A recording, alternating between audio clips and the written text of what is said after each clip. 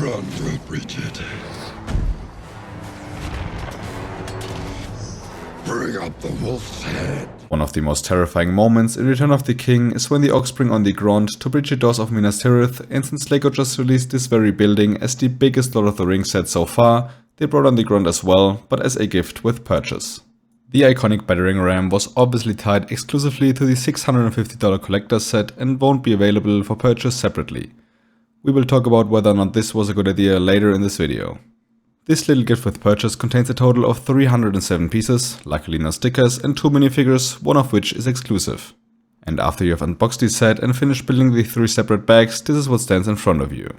It goes without saying that this interpretation of the Grond is insanely downsized to first of all scale better with Minas Tirith, but also fit into the piece and price range of a gift with purchase. While I think that this isn't necessarily bad, I think that a $150 to $200 minifigure scaled or at least bigger version would be a neat idea for a future LEGO Lord of the Rings set. But let's take a look at what you actually get with the smaller version, and overall I would say it's alright. Not great, but also not bad. On the positive side are definitely some of the building techniques, and especially the ones that shape the wolf head / main part of the battering ram. I really like a lot of the details and it just looks pretty nice. While I still think that the face looks a little goofy and kind of like a puppy, the rest is really well done. I like the details on top that add a lot of shape, and the claws on the side look great as well. I'm also a big fan of the nose with this newer black piece, and the fire pieces add a nice touch and are obviously needed to recreate the look from Return of the King. While the main section of the wooden skeleton around the ram looks solid, I still don't understand why LEGO chose grey as a color for the crossbeams. In the movie they are clearly brown and wooden, and LEGO has these pieces in brown, so why make it grey? Another thing that I dislike is that the Grond doesn't have 6 wheels on each side. Yeah, it had to be downscaled, so they likely had to remove some wheels, but it just looks kinda off if you know the in-universe design. The spikes on top look really cool though, and the fact that the ram actually gets held in place by chains is super cool and pretty fun to put together. Play feature wise, the Grond can actually roll on its 8 wheels, which is neat, and you have this really cool feature where the Grond is able to break open the gates of Minas Tirith, or let's be real, pretty much any gate or door in Middle-earth. You simply have to move the brown Technic part back and forth to get the wolf head to work, and this works surprisingly well. Unfortunately, this mechanism only works if you move the Technic part forward too, since the ram itself isn't heavy enough to be able to move to the max position all by itself.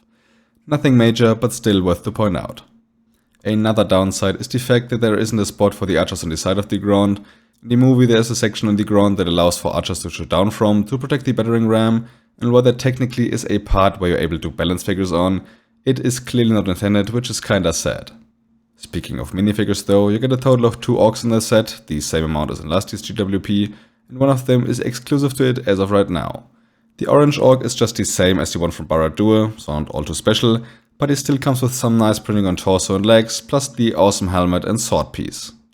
The green orc is actually exclusive at the moment, and this is due to the different face printing with the piercings. The rest of the torso leg printing is just reused from Barad-dûr. But this doesn't make it any worse, it's still a nice looking figure, especially the new face print. Overall, the 2 figures are fine for this set, and at least not that sought after for people who didn't have a chance to get it, but I think that the inclusion of Gothmog would have spiced things up and made the set more exciting. Yes, it would have lowered his value and he wouldn't be exclusive to Barad-dûr anymore, but he would have added a nice touch to the set and would have made it more interesting since both figures are pretty basic. I own Barad-dûr myself and it would have been totally fine for me if they reused him for the set. But if I had to sum up the gift with purchase with one word, it would probably be the word alright. It isn't a bad set by any means, but also nothing to get really excited about. It fits the bigger set quite well, and I'd still take it over any lightsaber held GWP from Star Wars, but it is nothing that's gonna be remembered for all too long in my opinion. Compared to the Fellbeast, it isn't as well built, and compared to the Smeagol and Deagle set, the minifigs can't really hold up. Yes, the orcs are good figures by themselves, but not really sought after compared to the hobbits, and I also like the lake plus boat build more. It is severely underscaled, so outside of Minas Tirith there isn't really much use for it, and it has a couple of flaws that aren't all too great either. It is a nice to have, but if you didn't buy Minas Tirith during your first week, you're really not missing out on much in my opinion, and if you really want the Grond, just get the pieces and forget about the exclusive minifigure. Paying over $100 or what it is going for on the aftermarket isn't worth it at all. I'd rather save some money here for future set releases. I also think that this set would have been a nice opportunity to finally release a new Lord of the Rings battle pack, make it a $30 set, throw in 2 more Mordor orcs, 2 Gondor soldiers and include the armor packs for the orcs, and you would have a pretty cool set that a lot of fans would love to buy multiple of. But what do you think of the Grond battering ram gift with purchase? Is it really a forgettable set, or am I just waffling and it's actually great?